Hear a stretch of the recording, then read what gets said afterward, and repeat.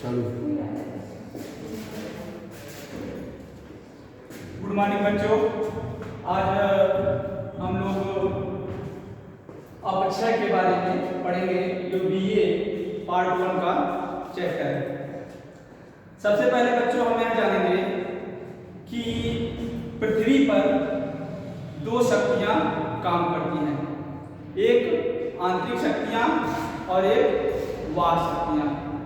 आंतरिक शक्तियों के अंतर्गत पृथ्वी पर उच्चावच का निर्माण होता है, जैसे पर्वत, पठार, मैदान। और बाह्य शक्तियां जो होती हैं उसे समतल बनाने का कार्य करती हैं। जैसे कोई पर्वत है, मान लो ये पर्वत है, तो इस पे बाह्य शक्तियां जो होती हैं, तापमान होता है, तुषार होता है, जिससे यह टूटते हैं। टूटकर जो नीचे बैठते हैं, तो यह जब टूट के नीचे बैठ रहे हैं तो यह नीचा हो रहा है, ठीक। और जहां बैठ रहे हैं वह भी समतल हो रहा है। मान लो नीचा भाग है तो धीरे धीरे भरा जा रहा है, तो भी समतल हो रहा है। तो इसमें हम लोग ये जानेंगे कि निम्नीकरण क्या होता है। निम्नीकरण,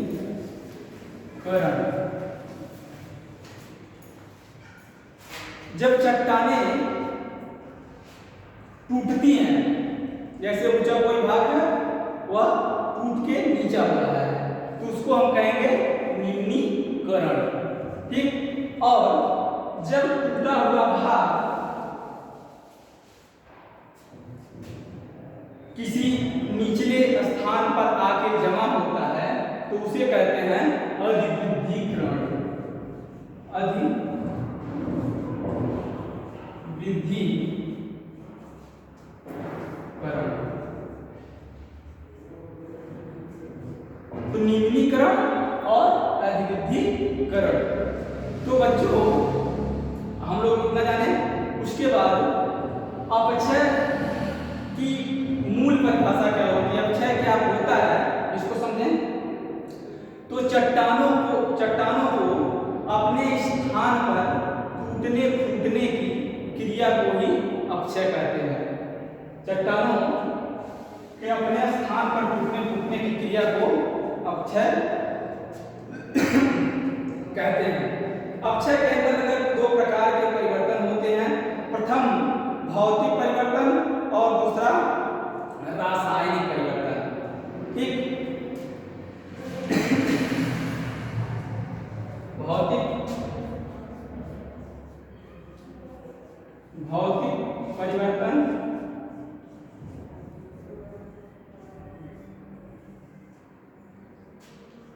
और रासायनिक परिवर्तन।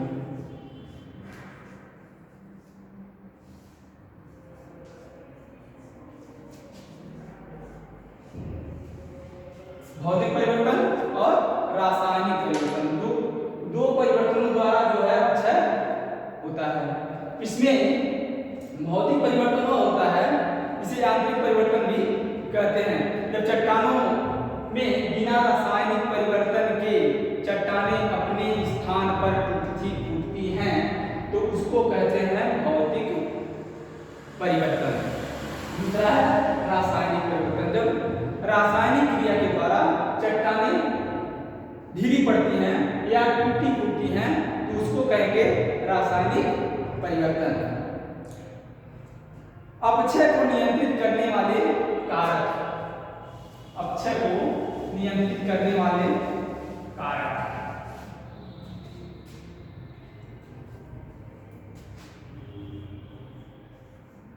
अपक्षय को नियंत्रित करने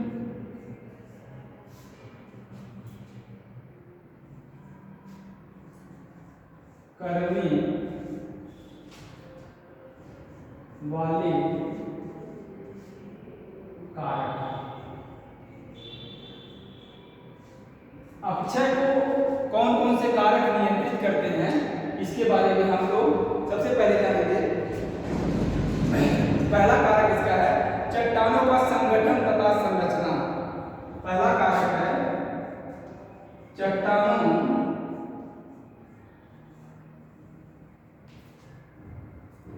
का संगठन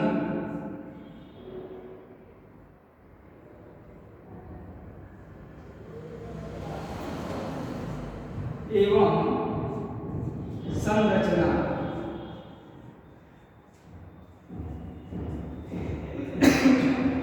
चट्टानों का संगठन एवं संरचना।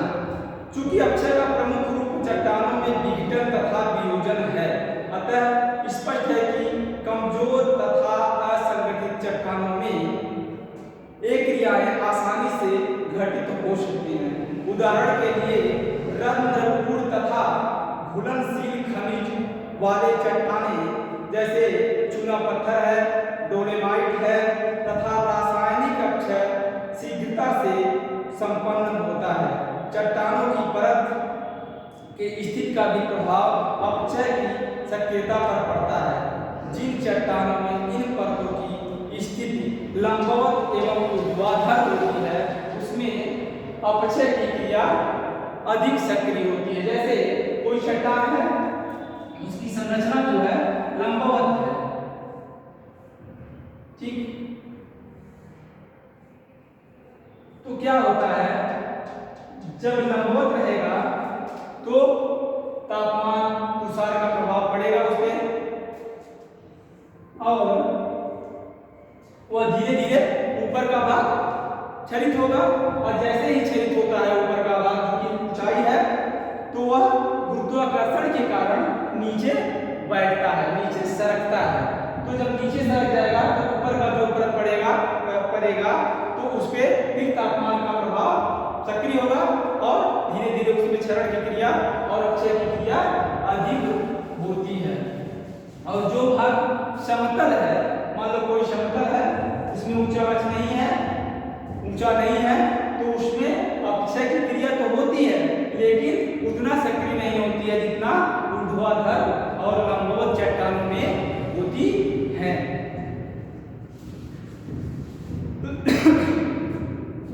दूसरा है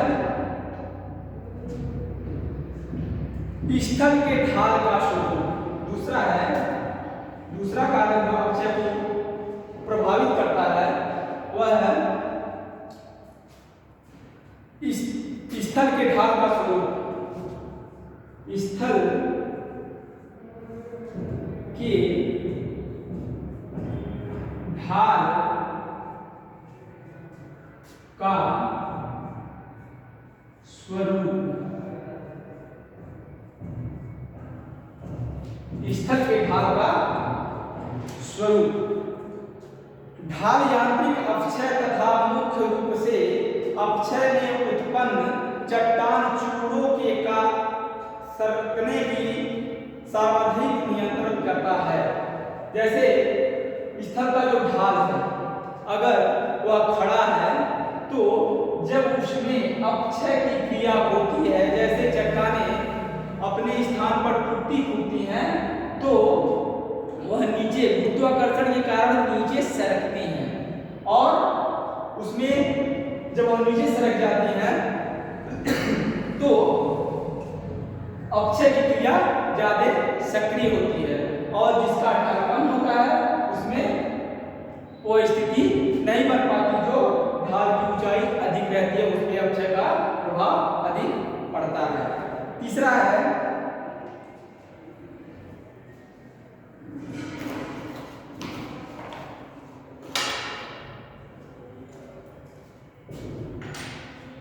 जलवायु में भिन्नता। तीसरा कारक जो है वह है जलवायु में भिन्नता।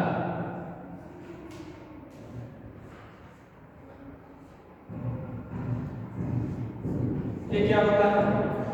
जलवायु भिन्नता। जलवायु भिन्नता का मतलब यह है कि जहां पर जैसे मान लो तापमान अधिक है, बरसात वहाँ कम होती है, रेगिस्तानी इलाका है, वहाँ फिलहाल यांत्रिक अपक्षय ज्यादा सक्रिय होता है। जैसे रेगिस्तान और पठारी पर्वतीय क्षेत्रों में जहाँ पर तापमान अधिक होता है, वहाँ चट्टानें गर्म होकर दिन में फैलती हैं। चूंकि रेगिस्तान का क्षेत्र जो होता है वह काफी साफ होता है, मौसम साफ रहता है, दिन में तापमान अधिक हो जाता है और रात में तापमान एकदम नीचा हो जाता है, माइनस में हो जाता है, जिससे दिन में चट्टानें फैलती हैं और रात में चट्टानें सिकुड़ती हैं, जिससे यह दैनिक क्रिया होने से चट्टानें फैलना और सिकुड़ना होता रहता है, जिससे चट्टानें ढीली पड़ जाती हैं और अपने स्थान पर टूट फूट जाती हैं। उसी प्रकार जहाँ की जलवायु आर्द्र होती है, बरसात अधिक होता है, वहाँ रासायनिक अपक्षय ज्यादा सक्रिय होता है। उसमें जैसे घुलन की क्रिया के द्वारा चट्टानों में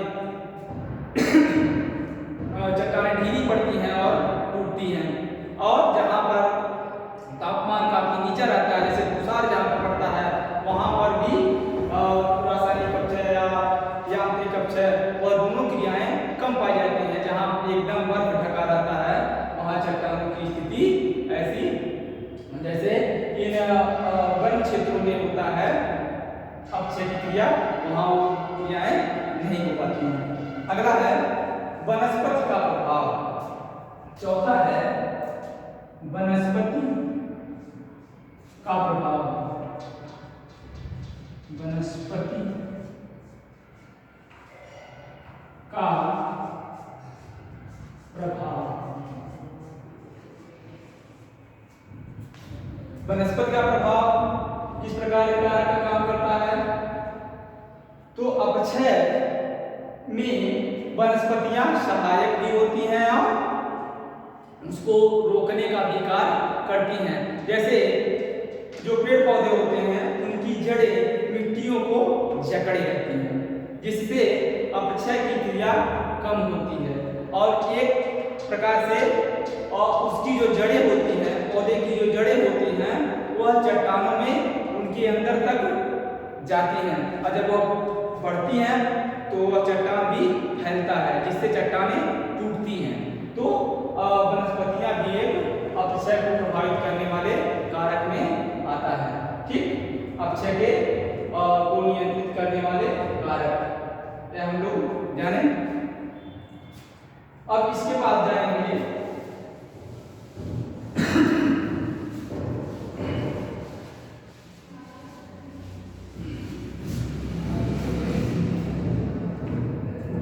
अपक्षय के प्रकार। अपक्षय के प्रकार।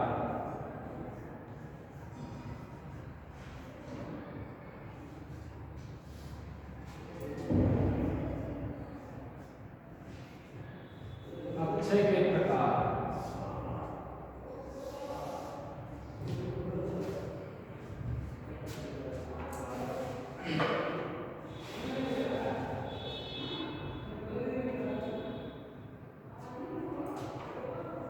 अपक्षय के प्रकार में जो है, जैसे स्पष्ट किया जा चुका है कि चट्टानों में विभिन्न विघटन तथा वियोजन मुख्य रूप से क्रमशः यांत्रिक या भौतिक तथा रासायनिक परिवर्तनों द्वारा होता है।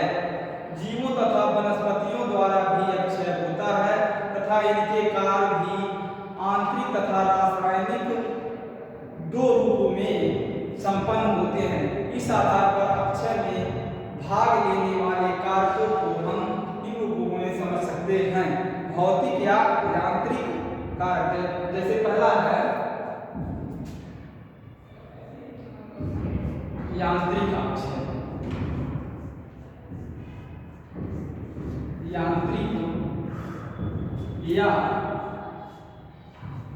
भौतिक अपक्षय।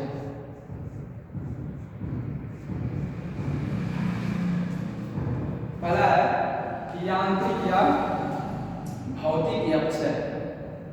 तो यांत्रिक या भौतिक अपक्षय उसे कहते हैं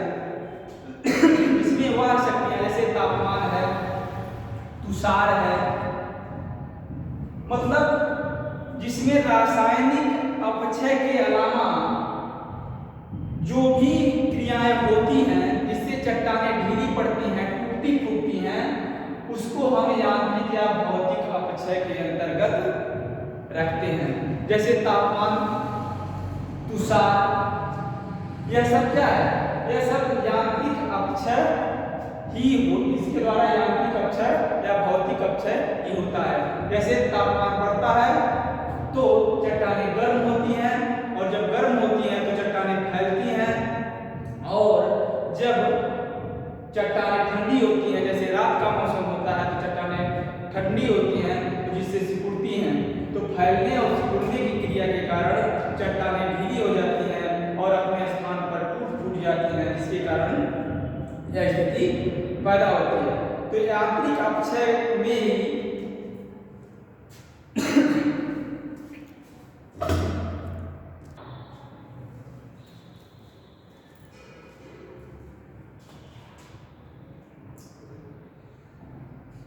भौतिक यानी क्षरण मरुस्थलों में अधिक दैनिक तापांतर के कारण एवं ठंडी जलवायु वाले क्षेत्रों में पाए जाते हैं।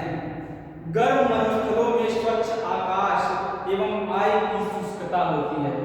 जैसे गर्म मरुस्थल जो होते हैं उसमें आकाश साफ होता है और तापमान अधिक होता है, जिसके कारण चट्टानें दिन में फैलती हैं और रात में सिकुड़ती हैं। फैलने और सिकुड़ने के कारण उसमें खंड विखंड होता है, जिससे चट्टानें टूट जाती हैं।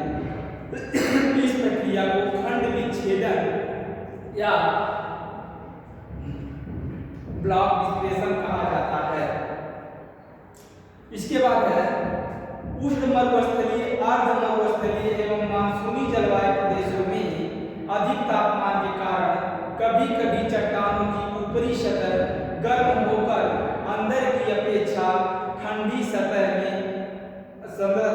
अलग हो जाती हैं एवं ऊपर का भाग प्याज के छिलके के समान उखड़ जाता है, जिसको अपदलन कहते हैं। जैसे अपदलन, इसके अंतर्गत होता है अपदलन। तो इसमें क्या होता है कि उष्ण एवं मानसूनी जलवायु प्रदेशों में अपक्षय के कारण ऊपर का जो भाग होता है चट्टान का, वह नीचे के भाग से अलग होकर एकदम पपड़ी की तरह अलग हो जाता है। प्याज का जो छिलका होता है उसी के समान उखड़ जाता है, जिसे हम अपदलन कहते हैं।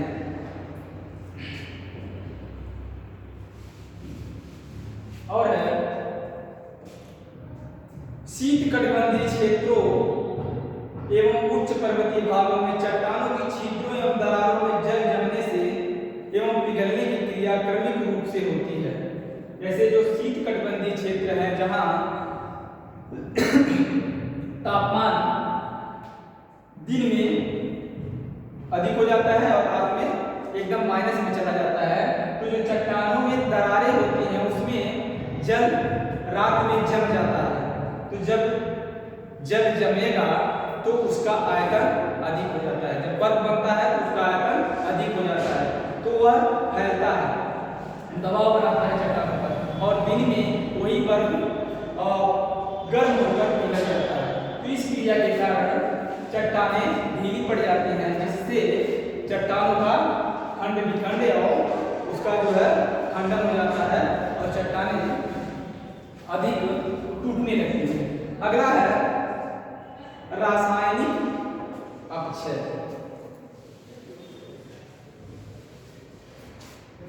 दूसरा है रासायनिक अपक्षय। रासायनिक अपक्षय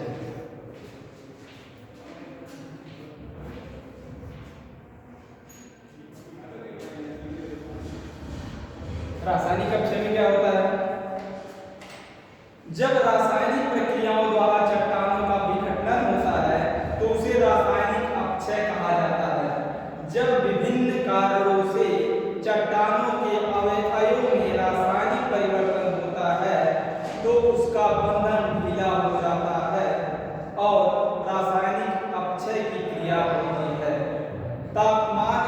एवं आर्द्रता अधिक रहने पर रासायनिक अपक्षय की क्रिया तीव्र गति से होती है। यह कारण है कि विश्व के उष्ण एवं आर्द्र प्रदेशों में यह क्रिया अधिक महत्वपूर्ण होती है। शुष्क अवस्था में ऑक्सीजन एवं कार्बन डाइऑक्साइड का चट्टानों पर कोई रासायनिक प्रभाव नहीं पड़ता है, परंतु नमी की उपस्थिति में ये सक्रिय रासायनिक कारक बन जाते हैं।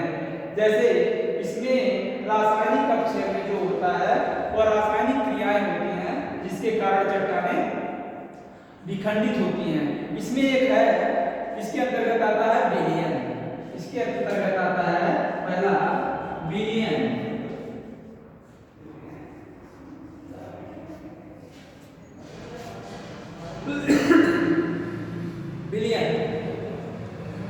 विलयन में चट्टानों में उपस्थित विभिन्न खनिजों के जल में घुलने की क्रिया को विलयन कहा जाता है। चट्टानों में कुछ ऐसे तत्व होते हैं जो जल की उपस्थिति में वह घुलकर बह जाते हैं, जिससे चट्टानें कमजोर पड़ जाती हैं और अपक्षय की क्रिया होने लगती है। जैसे सीधा नमक है, जिप्सम है। सीधा नमक पर अगर बरसात होती है तो पानी में सीधा नमक घुल जाता है, घुल के बह जाता है, जिससे जो सीधा नमक की चट्टानें हैं वह ढीली पड़ जाती हैं और टूट जाती हैं। और एक है जिप्सम।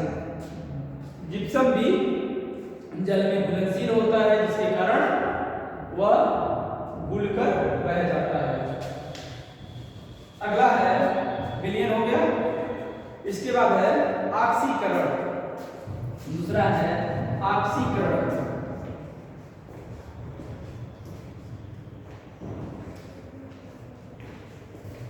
ऑक्सीकरण जो होता है वह उन चट्टानों में पाया जाता है जिसमें आयरन की मात्रा अधिक होती है।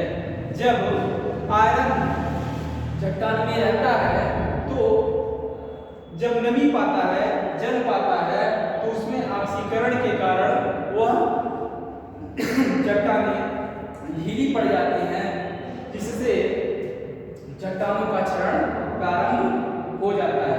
ऐसे ऑक्सीकरण की क्रिया विशेष रूप में लौहयुक्त चट्टानों पर होता है। आर्द्रता बढ़ने पर लौह खनिज ऑक्सीजन से मिलकर ऑक्साइड में परिवर्तित हो जाते हैं, जिसके कारण चट्टान तथा खनिज कमजोर हो जाते हैं एवं जिनके कारण चट्टान अथवा खनिज कमजोर हो जाते हैं, जिसमें खंड विखंड और चट्टानें टूट जाती हैं। अगला है ऑक्सीकरण हो गया। अगला है जल योजन। तीसरा है जल योजन। जल योजन। जल योजन में होता है, जल योजन की प्रक्रिया में चट्टानों में उपस्थित खनिज जल को सोख लेते हैं। इसके कारण उनमें रासायनिक परिवर्तन होने लगता है एवं नए खनिजों का निर्माण होता है। इन नए खनिजों में जल का कुछ अंश रह जाता है। ये नए खनिज पुराने खनिजों की अपेक्षा मुलायम होते हैं। उदाहरण के लिए जल योजन के फलस्वरूप ग्रेनाइट चट्टानों का फेल्डस्पार खनिज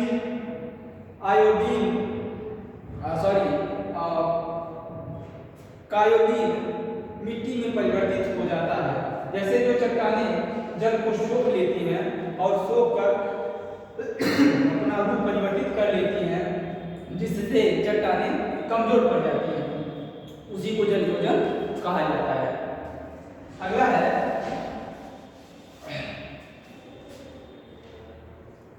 कार्बोनेटीकरण। कार्बोनेटीकरण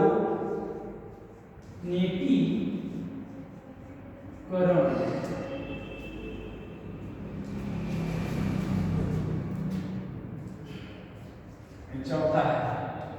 इसमें क्या होता है,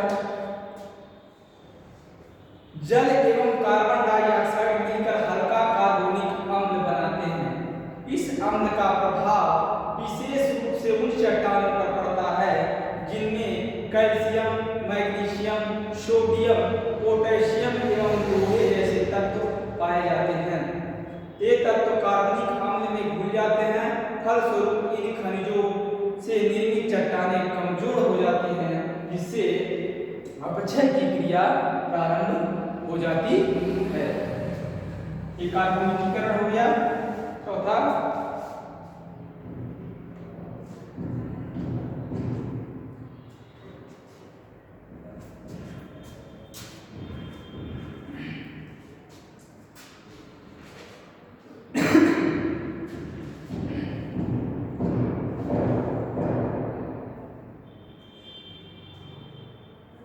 अब अगला है प्राणिवर्गीय अपक्षय।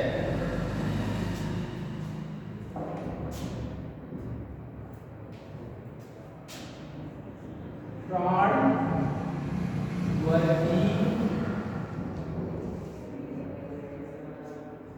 अपक्षय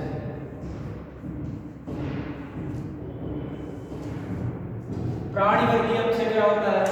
प्राणिवर्गीय अपक्षय के अंतर्गत वह क्रियाएं होती हैं जो मनुष्यों द्वारा, जीवों द्वारा चट्टानों को कमजोर किया जाता है। जैसे मनुष्यों द्वारा बड़े बड़े चट्टानों को काट छांट कर रोड बनाना और उसको काट छांट कर किसी स्थान पर ला के जैसे मकान का निर्माण करना, तो ये सब क्रियाएं प्राणिवर्गीय के अंतर्गत आती हैं। जैसे जो जीव होते हैं जो बिल में रहते हैं, वह चट्टानों को काट काट के उसमें सुरंग बनाते हैं, इससे चट्टानें कमजोर होती है और वह टूटती है।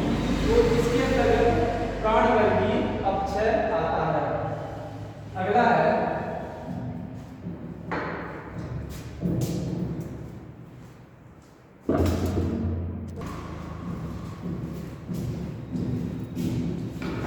है वनस्पतियों द्वारा अपक्षय।